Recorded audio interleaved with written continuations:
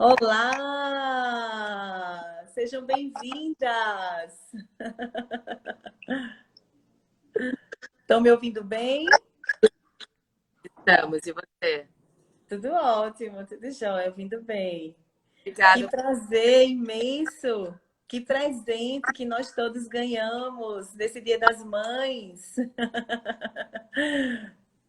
Não é? Um Dia das Mães bem especial aí, a gente vai poder contar a história de vocês para tanta gente, né? Compartilhar.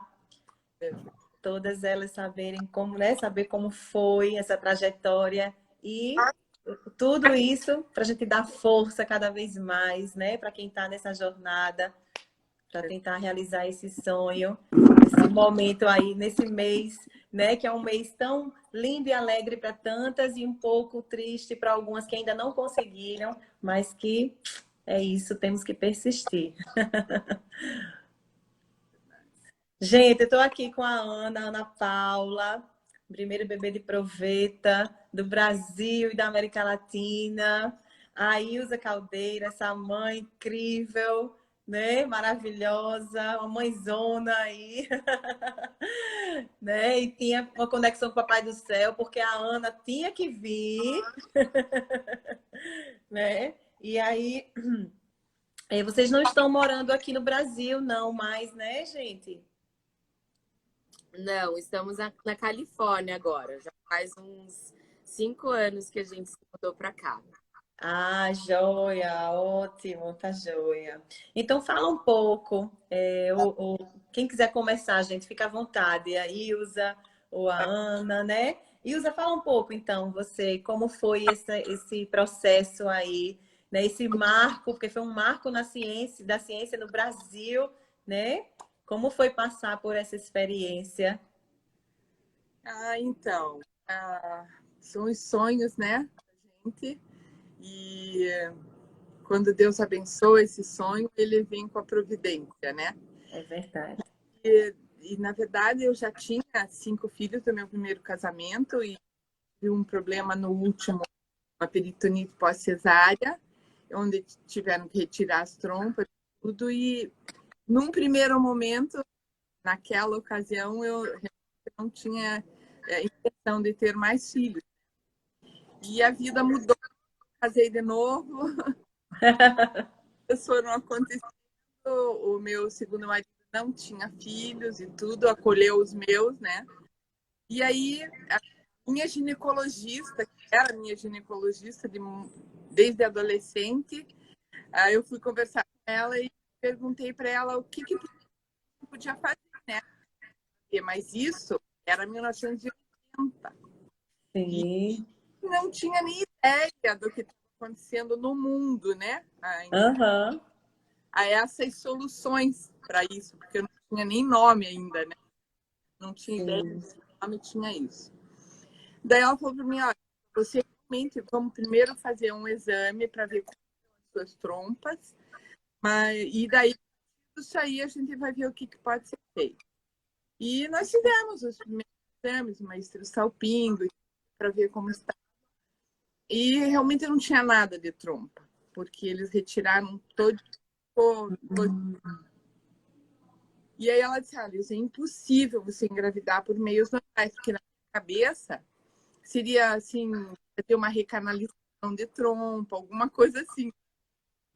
Mas não tinha essa possibilidade. E aí ela falou, mas eu acho que tem solução. Ela falou, tem um médico em São Paulo que está trabalhando com os chamados bebês. E eu brinquei com ela, falei, ai, doutora Érica, eu preciso resolver minha vida agora, não no ano 2000. E Você, na época, tinha 36 anos? isso é. Era isso? Ai, porque isso, a primeira consulta com ela foi em 1980. Sim. E aí, daí eu falei, que médico é esse? Como é que é? Como é que não é?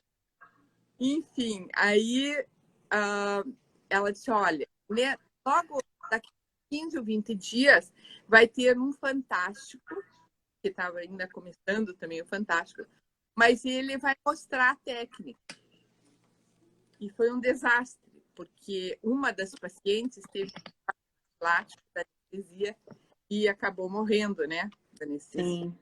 Isso quase ao vivo e a cores, porque tinha 5 pacientes, se não me engano, na época, ali, né, fazendo o procedimento e tudo, e aconteceu isso. Então eu falei para ela, meu Deus, não é bem a solução, né? Sim. Daí ela disse, vamos esperar mais um pouco. Daí esperei mais um pouco, foi o marido fazer uma pós, né? Não acontecendo, a gente foi adiando. Mas aí, quando foi 2, eu fui consultar a primeira vez. E aí conversamos bastante e tudo. Daí ele virou-se para mim e disse, você não é uma candidata ideal, porque você já tem 5 gestações, uma peritonite muito séria, muita aderência, muita coisa. Então, realmente, é muito arriscado, né, fazer em você. Eu fui para casa muito triste, mas o que fazer, né? Vamos embora. E aí, acho que foram uns 2 meses depois, eu falei, não, eu vou voltar lá. Marquei de novo a consulta, falei, o senhor tem a técnica, tem a expertise de tudo que pode ser feito, mas eu tenho um Deus. E se o meu Deus quiser, eu vou sair daqui grávida. E ele falou, então você vai assinar um termo, dizendo que você se responsabiliza pela possibilidade de engravidar ou não. Não é que a técnica não deu certo, não entendeu? Ele também já querendo se precaver, né? Sim. Junto comigo, 5 mulheres fizeram, mas 4 eu era a 5ª. E na sala de espera, interessante, porque umas diziam assim, eu já fiz isso aí 2 vezes, não deu certo. A outra dizia, eu também, fiz uma vez, não deu certo. E eu no cantinho da sala falava, eu nunca tentei, é a primeira vez, mas eu vou sair daqui grávida, porque se Deus quiser, eu saio daqui grávida. E aquilo aconteceu no mesmo período para todas, né? Foi em janeiro de 84, a ação foi feita lá em São Paulo mesmo, e em seguida eu fui para São José, porque, só um parênteses, a única pessoa que sabia que eu estava indo era o meu marido. Sim. Nem minha família, ninguém sabia. E vocês, na época, eram de Curitiba, né? Isso, e foram fazer em São Paulo, né? Que é uma cidade bem próxima. É metropolitana. Lá onde tem Curitiba, a cidade metropolitana. Sim. E aí, voltei para casa, né? Aliás, só minha irmã tinha ido comigo. Minha irmã até já faleceu e é madrinha da Ana. A minha irmã foi.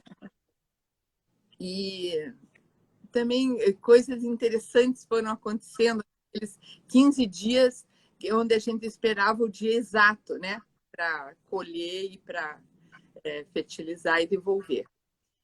Então, esperamos Que aquilo na ali. época também, diferente de hoje, né? Sim, e aí a técnica era bem diferente do que é hoje, né?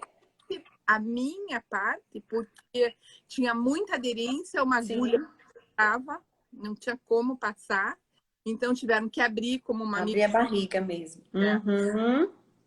Então já foi também um pouquinho mais difícil. E nesse dia tinha um médico australiano ajudando o Dr. Nakamura, porque a escola australiana foi uma escola que contribuiu muito na história Verdade. do né? Eles tiveram muito gêmeos, quadrigêmeos, muito sucesso naquilo que eles estavam fazendo. Apesar de que a primeira eu em Londres, né? A segunda na Índia, a comunidade médica abarcou muito, porque a comunidade religiosa não viu aquilo, foi um horror. O médico, inclusive, suicidou-se na época. Enfim, várias coisas acontecendo e a escola teve um progresso muito grande. E esse médico veio. E daí ele e o doutor Nakamura, muitas vezes, entraram no quarto e falaram, olha, foi um sucesso, nós implantamos 4 embriões. Eu falei, Senhor Deus. Eu tenho 5 filhos, o senhor lembrou? Não, não, não. Não, veja, a gente não sabe bem o porquê alguns não vingam, entre aspas, né? Alguns não vingam um ou outro fixa. Então, a gente implanta mais na tentativa de realmente um vingue. E aí eu virei para o médico australiano e falei, mas 4 podem vingar. É verdade. Eu fui na expectativa. Nossa. E aí colhendo sangue todos os dias e mandando para São Paulo para ver. E daí, quando deu positivo, logo em seguida, porque era o exame de sangue, aí eles falaram que a gente estava grávida. Mas a gente ainda não tinha ideia de quantos tinham nascido. Eu não perguntei nada. O Tona até brincava comigo. Você fez um voo cego na minha tia. Você não perguntou qual era o índice de sucesso, quantos tinham, quantos não tinham. Então, a gente tinha ideia de que era mais que evoluía, né? E, assim, quando foi no 7º mês que eu senti, na verdade, no comecinho já, eles sentiam muito que eu tomasse antiabortivo, que eu tomasse vários medicamentos, e eu dizia, não, se for evoluir mesmo, eu não vou tomar medicamento, porque eu não acredito que os medicamentos sejam bons para a gravidez. Eu que já tinha 5, não era mais a primeira viagem, afinal virei uma paciente meio chata. Rebelde. E aí, quando fomos fazer a primeira ecografia, foi um amigo nosso que fez, e o meu marido perguntava para ele, bem discretamente, Maurício, você não vê mais um? Não, Caldeirão. Pode ter mais algum assim, escondido em algum lugar? Não, porque a gente tinha certeza que podia ter mais um, né? Sim. E também não podíamos abrir para ele. Ele ficou tão bravo conosco quando ele soube ter me dito que era isso que eles estavam procurando. Mas era tanta coisa envolvida que se a gente fosse abrindo para um, para outro, todo mundo ia saber. Mas aí foi evoluindo. Eu morava em São José, trabalhava em Curitiba. Os outros filhos estudavam em Curitiba. Eu ia e vinha na Avenida das Torres, que é uma avenida longa. E aí eles diziam que eu tinha que ficar em repouso, que eu não podia nem ir no mercado, que eu não podia pedir, que eu não podia... E eles não quiseram deixar você em São Paulo, não, lá? Queriam, sim. Queriam. Aí, quando foi no 7º mês, eu estava já no 7º mês, eles resolveram, porque eu não queria ter o bebê em São Paulo. Eu queria ter, porque São José, meu marido é médico, era médico, né? Hospital da época, é uma cidade menor, acolhido, né? Pelo menos. E daí eles vieram lá do 2 pediatras do Santa Catarina de São Paulo. Não, daí no 7º mês que eles falaram, né? Não. Lá, eles foram lá. E 2 obstetras também. E mais o doutor Nakamura. Ou seja, eu tinha um monte de homens. Mais o meu obstetra, o meu pediatra e o meu marido. E eu com o barrigão sentada na ponta da mesa, na casa do meu obstetra. E eles vão, não, porque São Paulo, porque se não for, o bebê vai nascer com membrana hialina, vai ter com não sei o quê, vai ter que... Eu falei, meu Deus, mas então se eu for para São Paulo, vocês prometem que eu vou ter um bebê perfeito. Não vou ter nada em São Paulo. Só que... Não, Wilson, veja, pois é que o Hospital Santa Catarina dá um andar inteiro para a gente fazer as fertilizações, né? E agora, que é a primeira que evolui, a primeira que realmente chegou nesse ponto, nós vamos para outro lugar? Falei, olha, desculpa, mas é que realmente aqui eu em São Paulo sou mais uma da multidão. Aqui eu estou em casa, né? Não, porque não é. E com outro detalhe que a gente não queria divulgar na mídia, né? E aí ficou assim uma situação meio delicada, porque Eu tive... Ilza, você ficou sabendo, desculpa estar interrompendo, você ficou sabendo que foi a primeira gestação que estava evoluindo bem, né? Com quantos meses? A partir de março, eu estava com 3 meses. 3 meses, mais ou menos. E por conta dos medicamentos que eles queriam que eu tomasse e do repouso que eles queriam que eu fizesse. Eu dizia... Uhum.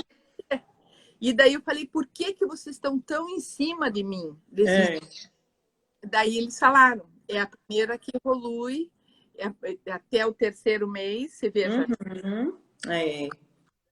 E a gente tem que ter todos os cuidados que a partir daqui realmente as coisas vão entrar numa normalidade, mas aqui tem que ter muito cuidado. Porque eu não tive esse cuidado, que não dava tempo, filhos, impossível, né? E aí foi indo, chegou nesse 7º mês, e ali no 7º mês, então, o que ficou combinado? Que quando eu entrasse no trabalho de parto, eles iam deixar um avião na minha direção no aeroporto. Eu estava a 10 minutos do aeroporto, né? E aí eu iria, e daí ia me monitorar para São Paulo. Esse avião até era dos hotéis Blue Tree, e era muito amiga da Sakura, era uma japonesa também. Ok, então a reunião assim, combinada assim. E aí eu pedi para eles que não queria que saísse na imprensa, porque era uma coisa tão nova, que a gente não sabia como é que as pessoas iam reagir, entendeu? Sim. E aí, tá, tivemos que pegar um advogado para fazer meio que um contrato de sigilo, né? Que a gente dava aos médicos o direito de divulgar com as iniciais da gente, em coisas médicas mesmo, né? Em compêndios médicos, em congresso, mas nunca expor realmente a gente. Bom, e ficou acertado isso. Aí começou assim, quando eu entrei em trabalho de parto, como vai, não vai, não vai, nem tinha celular na época, tem que estar ligando. Falei, ó, eu não vou, porque não dá, é muito na minha cabeça eu ir para São Paulo, eu não quero. Aí, e como é que eu vou? Isso era uma sexta-feira. Eu ainda fui para Curitiba, trabalhei aquele dia, porque eu trabalhei até sexta-feira. E aí ficou combinado com o meu obstetra que a gente faria no domingo. Sim. Não tinha tanto movimento, não tinha o vai e vem de gente, ia estar tranquilo, né? Então ficou combinado para o domingo, daí eu avisei o bebê vai nascer. Eu não saber o sexo o tempo todo. Eu dizia para o doutor Nakamura, o senhor pode ver, o senhor, mas quero saber. Não me diga. Meu marido também aceitou isso e nós fomos em frente. E aí, quando eu entrei na sala de parto, me assustei também, porque tinha um bando de médicos, tinha mais médicos que qualquer coisa lá dentro. Todos os amigos estavam lá dentro. Anestesistas, obstetras, sabe? Então, foi assim, meio um susto quando entrei, né? E outro detalhe também, apesar do meu médico não entrou na sala no momento do parto, deu um pânico. Era muito forte tudo. Não, com certeza. E aí, no fim, eu com 3,5 kg, ficou uma UTI pediátrica esperando ali de plantão. Tinha uma UTI grande no Hospital de Clínicas e já estava o médico avisado. Enfim, todos os aparelhos não cabiam.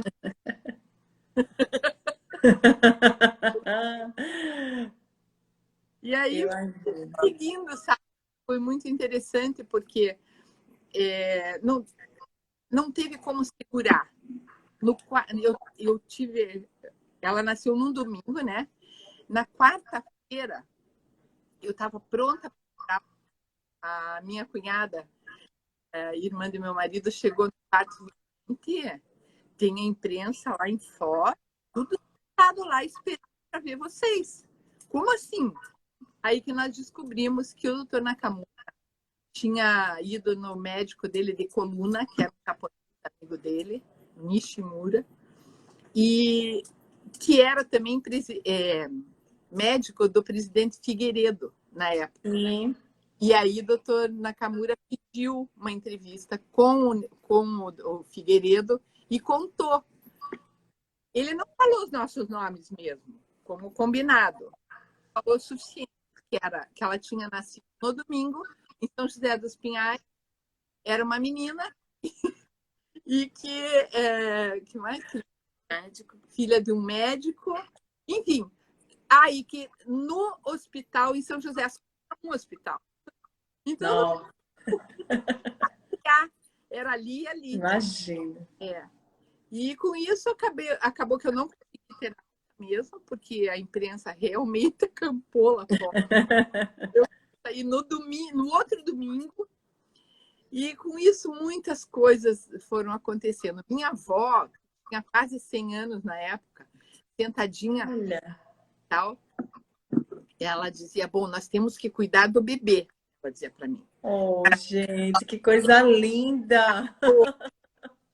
E até depois, mais tarde, numa outra ocasião, uma repórter, já estava em casa há tempo, uma repórter da Globo, dela, a senhora que tem anos, como é que está vendo isso, né?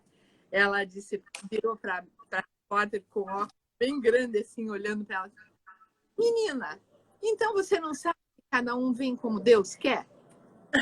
Não é como ela ou como ela queria, é como Deus quer. Ah, que lindo! Foram respostas assim, muito lindas e espontâneas. E que Deus, né? Não adianta. Pois é, ela foi muito, né? Tava muito inspirada na hora, né? Foi linda a resposta dela. E a repórter olhou para mim. Tenho muito que ficar mais pra... É verdade. Pois é. E Ana, fala um pouco assim de como foi, que idade que você ficou sabendo, né, que você foi o primeiro bebê de proveta, e como foi isso, como é que Ilza também, né, que ela contou para Ana, porque a gente precisa ser numa idade que tem um pouco de entendimento, né, maior sobre tudo. E eu acabei nem me apresentando, gente. Desculpa, me perdoem, porque eu fiquei tão feliz de ter vocês aqui, que eu já fui pedindo para vocês falarem. Mas, olha, sou Maria Eugênia, médica, especialista em reprodução. Moro aqui em Maceió, Alagoas, no Nordeste, uma cidade linda, maravilhosa, com praias belíssimas. E faço parte do grupo GEARE, que tem a filial em Recife, Pernambuco, mas que tem várias clínicas já espalhadas no Brasil. Nós temos aqui espectadores, muitos do Nordeste, mas também temos do Brasil todo. Fala um pouco, Ana. Então, bom, com toda essa confusão, né, eu acho que não tinha nem como esconder É. o que estava acontecendo, que foi, assim, sempre tratado com muita naturalidade dentro de casa. Para sair do hospital, até tem algumas fotos aí de recordação. Para sair do hospital, eles realmente tiveram que dar uma entrevista para conseguir sair, né?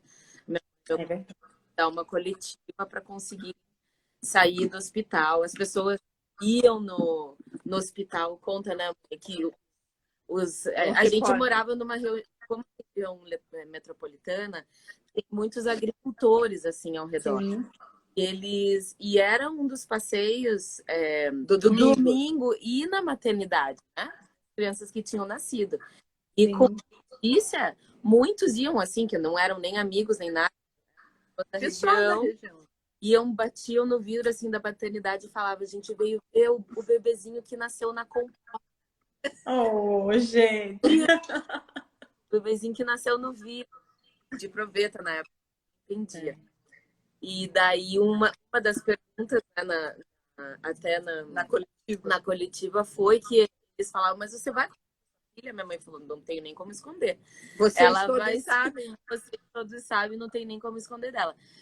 Só que assim, eles acharam que com o passar do tempo, os repórteres não iam procurar tanto, nem ter tanto assédio. Mas foi assim, porque todo ano, assim, principalmente nos primeiros anos de vida, né, mãe? Sempre procuravam, sempre iam passar o dia inteiro em casa, entrevistavam a minha mãe. Muitas mulheres ligavam pra minha mãe. Eu ouvia ela falar no telefone. Eu perguntava, mãe, mas por que você tá Quem que falando era? tanto Quem que tempo? Claro que eu ouvia falar. E ela falava, não, mãe que não pode ter filhos, queria saber de você, queria saber como foi. Então, com isso, eu fui crescendo, achando que, né, com acesso aos repórteres em casa sempre normal, tiravam fotos, daí chegava na casa, a minha mãe conta que eu chegava na casa, né, dos amiguinhos, falava, o álbum de revista, Não, o álbum de o álbum deles, o fotografia. álbum deles. Daí chegava a mãe com a fotografia dos amigos, mas não era aquele. Eu queria, era igual o meu, eu acho. Eu era o da revista. Que eu olhava, Mais interessante. que eu olhava a revista, eu aparecia lá na revista. Era esse que eu achava que era o álbum. De todo mundo, né? Ia ver esse álbum do meu amigo. Então, sempre foi assim. E conforme eu fui crescendo, muito naturalmente, eu fui entendendo eles. E daí eu me explicava, não, porque isso também, a gente tinha um relacionamento muito próximo, sempre teve, né? Durante o tempo que o Nakamura estava um relacionamento muito próximo com ele. A gente foi muito a São Paulo, ele ia nos meus aniversários. Então, para mim, ele era o tio Nakamura, fazia parte da minha história, fazia parte da minha família. Sim. E daí a minha mãe me explicava, não, porque o tio Nakamura ajudou a mamãe, pegou a sementinha da mamãe, pegou o pai. Eu ia lá dele. Então, assim, eu já sempre fui familiarizada, assim, com a Sim. situação. Não foi um choque. Diferente da Louise Brown, por exemplo, que a gente sabe, a gente conheceu ela, né? Sim. Tivemos alguns encontros. E ela conta que ela com 7 anos, né? 7 na época de ir pra escola. Quando ela estava indo pra escola, a mãe dela contou pra ela. Foi um choque. Um choque, Mas assim, para mim foi como, sabe, assim, alguém que já nasce por, eu sempre faço essa comparação. Alguém que já nasce sem um braço, alguém que já nasce sem um membro. Você sabe como é ter aquilo? Para mim, coisa, isso sempre foi parte da minha história. Eu não sei como é ser diferente. É muito importante, Ana, você falar assim, sobre essa parte, porque aqui a gente tem muitas pacientes que já enfrentaram o processo, já estão com seus bebês nos braços, mas mulheres que ainda vão enfrentar também. E eu acho que é muito importante a gente falar sobre essa questão da naturalidade, de quando se sentir que chegou a hora, de ir contando, falando, introduzindo, trazendo aos poucos, né, esse universo. E com a maior naturalidade possível, para que mais na frente, né, não haja uma confusão, né, na cabeça e trazer realmente que hoje em dia é que aí sim está bem mais comum, imagina, né, antigamente. E hoje tem muitas pacientes que precisam, muitas mulheres, muitos casais que precisam lançar mão da reprodução assistida, e eu acho que é super, super válido falar sobre essa questão da naturalidade, de como contar. Tinha muito o problema da Igreja Católica, né? Que se posicionava absolutamente. Era uma das perguntas que eu ia fazer a você, que me fizeram na caixinha, e aí colocaram aqui, perguntando qual era a sua religião, se você tinha religião, e se a igreja, né? Como foi esse olhar da igreja nesse momento aqui no Brasil? Foi um período, assim, bastante difícil no início, que eu era católica, praticante, de ir na igreja. E enfrentei muitos problemas na família mesmo, sabe? A minha sogra teve uma vez na missa e eu levantei para ir pegar e ela me segurou pela mão, ela disse, não pode ir, porque você pecou. Eu tive um choque tão grande, eu falei, não, eu não pequei. Mas eu sentei em respeito a ela, né? Sim. E não é possível. Em seguida, a revista Veja me procurou, não para falar de fertilização in vitro, mas para falar sobre o aborto. E que na minha cabeça o aborto não tem espaço. Realmente não tem. Afinal de contas, eu tenho 6 filhos, né? E aí eu respondi para a repórter, falei, meu Deus, na época, eu falei, eu tenho que achar um gancho para falar uma coisa que essa diferença da busca pela vida e a diferença, né, entre os bebês indesejados, que tem muita mãe que sabe que está grávida, nem aquele bebê, né? Então eu falei na época, eu falei, olha, a igreja tinha que se preocupar com os bebês indesejados, os que estão nos orfanatos, os que estão abandonados, os que as mães realmente não podem ter, porque quanta mãe diz, eu não posso, eu não estou preparada para isso, financeiramente eu não tenho como. Enfim, tanta coisa que envolve esse assunto, muito diferente de um bebê de gestação in vitro que jamais será desejado. Né? Verdade. Ele tem um acolhimento de amor pré-fecundação. Porque Ele já é desejado, já é, né? Você já pensa, você já imagina, você já sonha com ele, já está sendo preparado. E os médicos, né? Você como médica, no seu amor de profissão, vem colocando todo o seu esforço e a sua energia para que aquilo, para promover aquela felicidade, né? Para o seu... É verdade. Muito lindo isso. E sabe, respeitando e ouvindo todas as religiões, eu tinha um médico, eu trabalhava em hospital também, e tinha um médico muito amigo meu, eu acho que eu já devia estar já... Não, ela já tinha nascido. E era um senhor já de idade, bateu na minha sala e disse, você pode conversar um pouco? Claro, doutor Tadeu. Ele disse, olha, você sabe que eu sou espírita, mas eu queria conversar com você uma coisa. Você tem ideia de que sua filha escolheu realmente você e o seu marido? Diferente de outras vindas, ele falou, né, os termos, né, da religião dele, diferente de outras vindas que muitas vezes são aleatórias. Elas, encarnar, ele falou, e pronto, reencarnar. Não, a sua filha escolheu você. Verdade. Estudos sobre isso, ele falou para mim, sabe? Foi muito linda a conversa. É verdade. Porque daí você entende até numa outra dimensão de como é esse mover lá em cima para chegar. Sim. Pois é. Recentemente eu vi no Face, na internet, enfim, né? Que a mulher é a única cápsula que traz alguém para a Terra, né? E é verdade, existe uma relação tão forte, se a gente realmente for pensar nisso, desde que começa, logo que entra, e que vai desenvolvendo, o milagre é tão grande, é imenso. Como não se encantar? Né? É imenso, com certeza. E tem várias pessoas falando aqui, dando os seus depoimentos, falando que, olha aqui, o amor supera tudo, Deus permite que aconteça segundo sua vontade. Teve uma aqui, ó, a Maria Helena, nutricionista, falou também da experiência da mãe dela, que com ela também, a mãe dela demorou bastante entre o último irmão dela e ela acabou engravidando depois de um longo tempo tentando engravidar, aos 42 anos. Conseguiu também. Que lindo. Tem muita gente aqui falando, olha. Elogiando, depoimento, a live. Que coisa boa, gente. Obrigada. Estão perguntando o posicionamento da igreja hoje em dia. Hoje em dia, gente, a igreja católica, ela apoia a fertilização e todos os tratamentos de reprodução assistida para ajudar os casais aí a realizar o sonho de serem pais e serem mães, viu? É a vida, né? Com certeza. Então não tem como. E sabe que lá no início, muita gente me perguntava, mas você não vai ganhar dinheiro com a sua história, né? Dinheiro com a sua história. Eu ganhei bênção com a minha história. E bênção a gente não vê. Eu vou ajudar outra. Linda.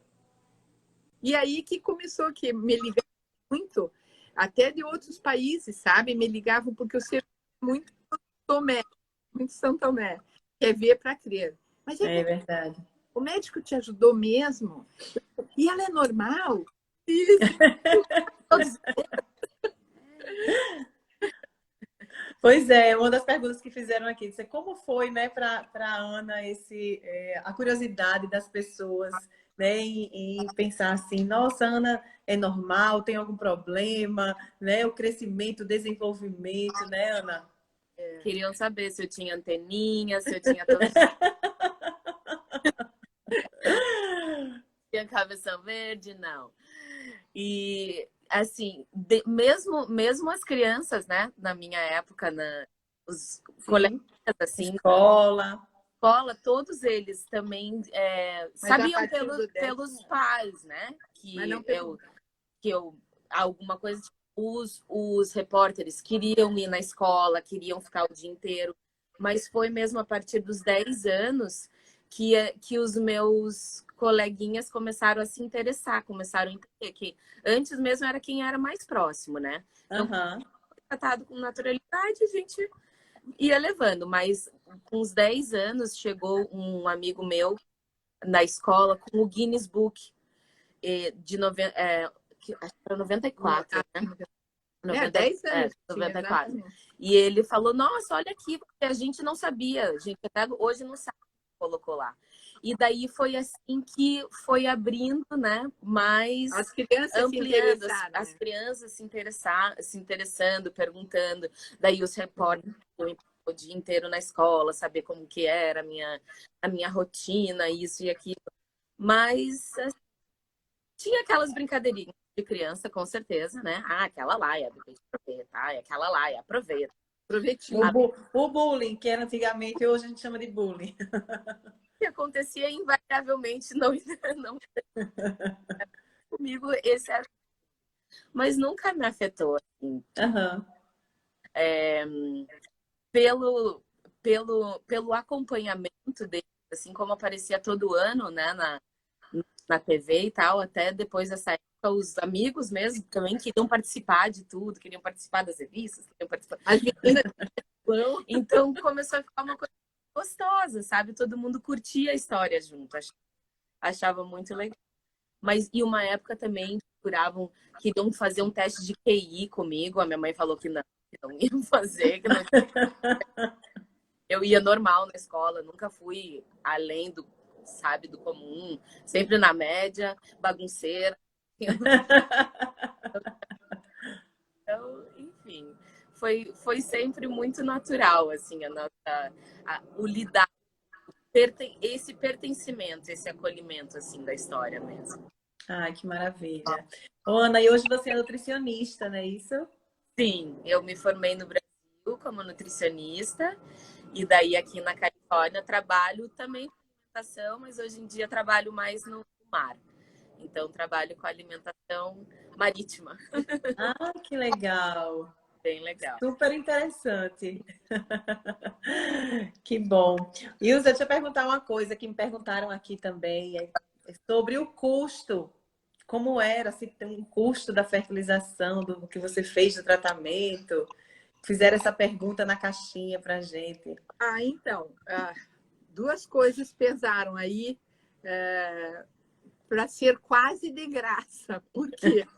A primeira era que eu assumi prontamente a minha responsabilidade no não acontecer, né? Sim. Eles falaram, olha, a probabilidade de você engravidar é 0 e você vai assumir isso, né? Então, não vai ter custo coisas para você. E o meu marido médico também teve toda aquela, né, coisas não cobraram e tal. Então, o custo, na verdade, foi descer a cobaia. Foi descer a cobaia.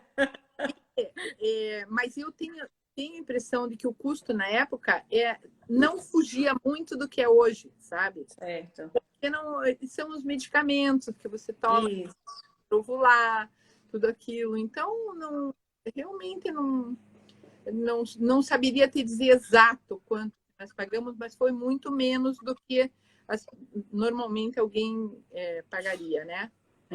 E em função disso, a parte hospitalar também estava coberta por conta do meu marido médico. Então, teve uma série de coisas que contribuíram para que ficasse uma coisa algumas portas abertas.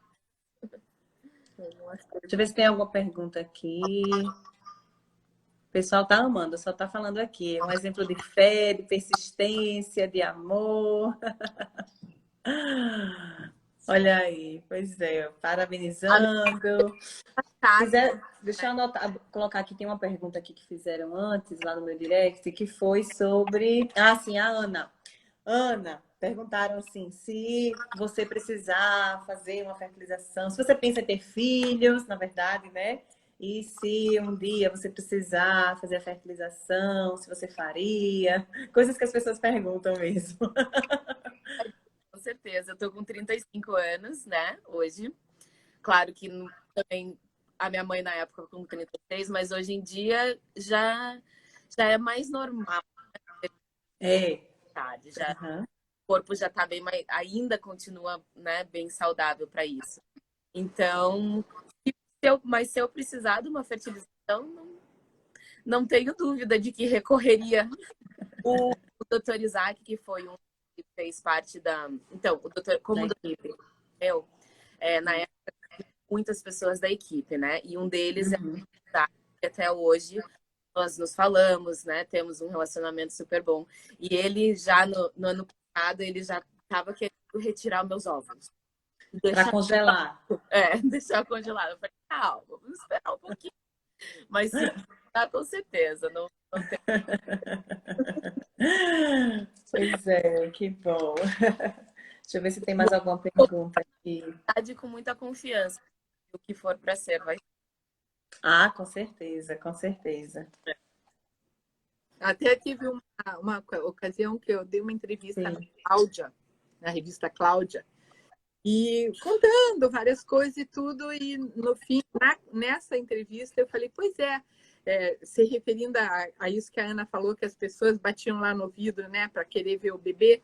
Daí eu falei na Cláudia, eu falei, pois eu acho que as pessoas pensavam que o meu bebê veio em compota. Pô, aí eu recebi uma carta, porque eu recebia muitas cartas, sabe? Do mundo inteiro, as mulheres... Eu imagino. Não tinha e-mail na época. Eu imagino. Aí, carta de uma menina em que ela começava relatando que ela era trigêmea,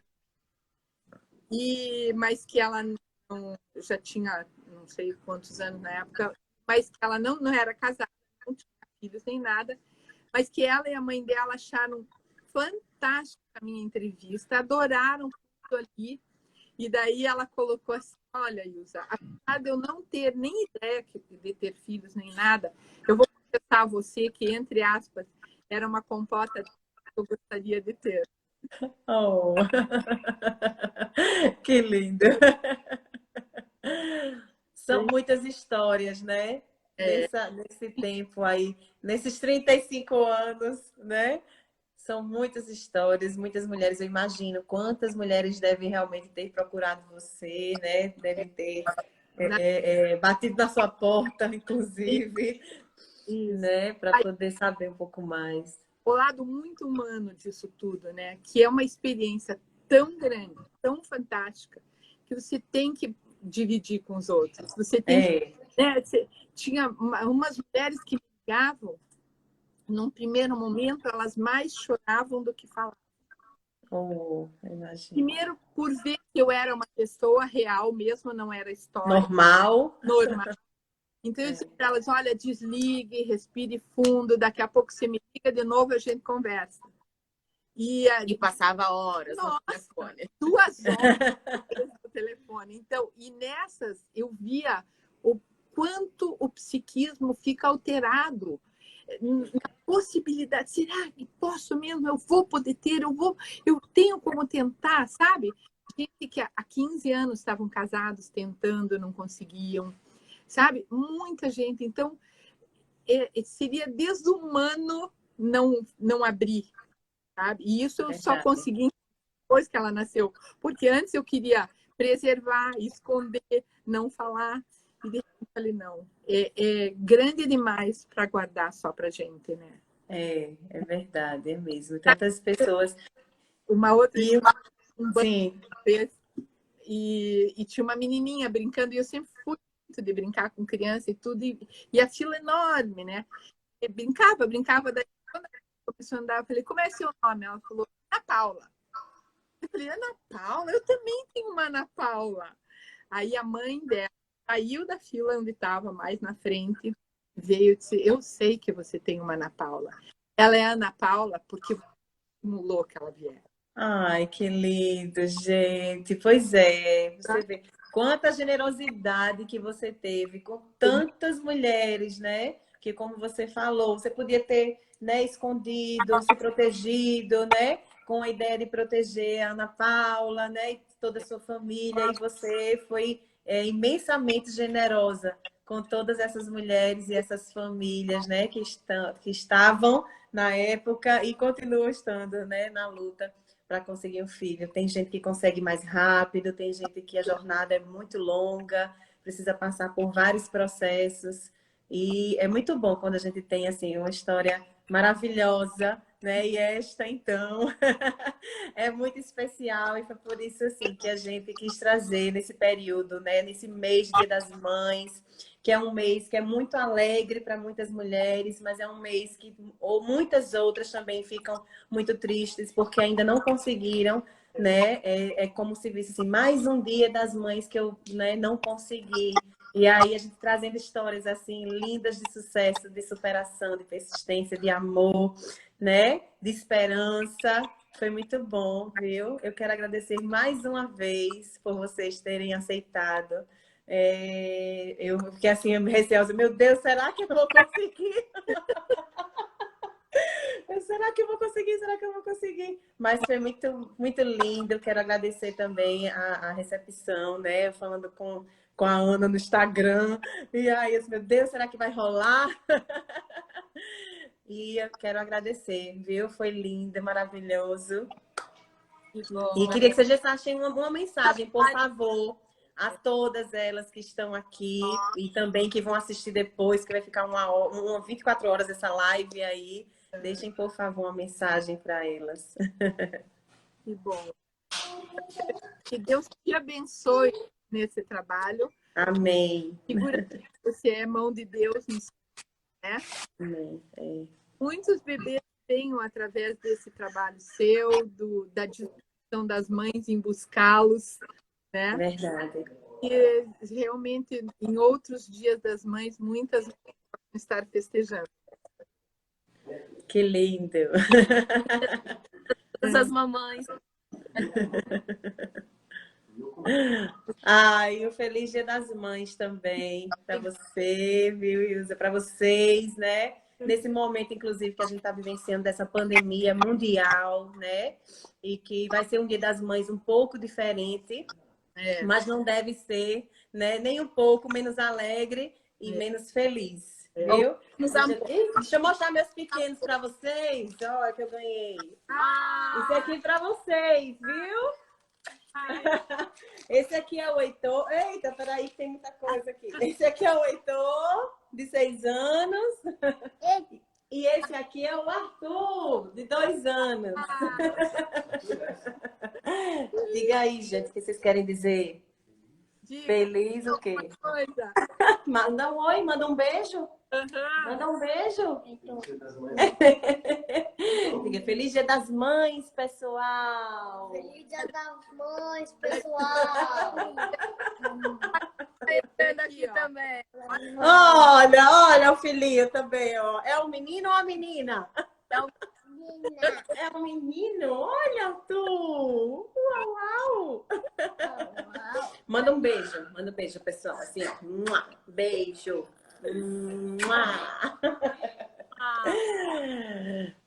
Olha, eu vou encerrar, porque já está terminando aqui, para eu conseguir deixar gravada, viu? Um beijo imenso para vocês. Obrigada pela simpatia, por mais uma vez vocês terem sido tão generosas. Imagina, que Deus te abençoe. Amém. Muita saúde também, muitas bênçãos para vocês, viu? Beijo. Tchau, tchau. Bom fim de semana. Feliz Dia das Mães, gente. Que lindo. Um beijo. Beijo. Tchau.